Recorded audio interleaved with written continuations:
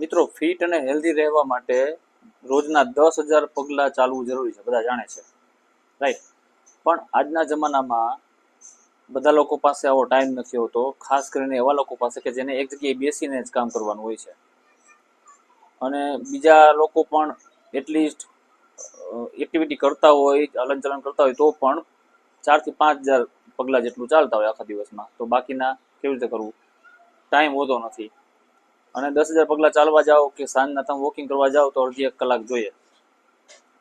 આના કરતાં બેસ્ટ ઉપાય એ છે કે સવારે ઇન્ટેન્સ એક્સરસાઇઝ કરો, 15 મિનિટની, શક્ય હોય તો અડધી કલાકની. સૂર્ય નમસ્કાર કરો, પુશઅપ્સ કરો, સ્કોટ્સ, સીટઅપ્સ, સ્પોટ રનિંગ. આ ઉપરાંત દિવસ દરમિયાન દર અડધી કે પોણી કલાકે 3 થી 5 મિનિટની હળવી એક્સરસાઇઝ અને સ્ટ્રેચિંગ કરી લ્યો અથવા ફાસ્ટ બ્રિસ્ક વોકિંગ કરી લ્યો. આનાથી તમને 10,000 સ્ટેપ ચાલ્યા જેટલો જ ફાયદો થશે. તો આજથી જ આ ફોલો કરવાનું ચાલુ કરી દો. અને આ માહિતી ઉપયોગી લાગી હોય તો આ વિડીયોને લાઈક અને શેર કરજો અને મારી ચેનલને સબસ્ક્રાઈબ કરજો. Thank you.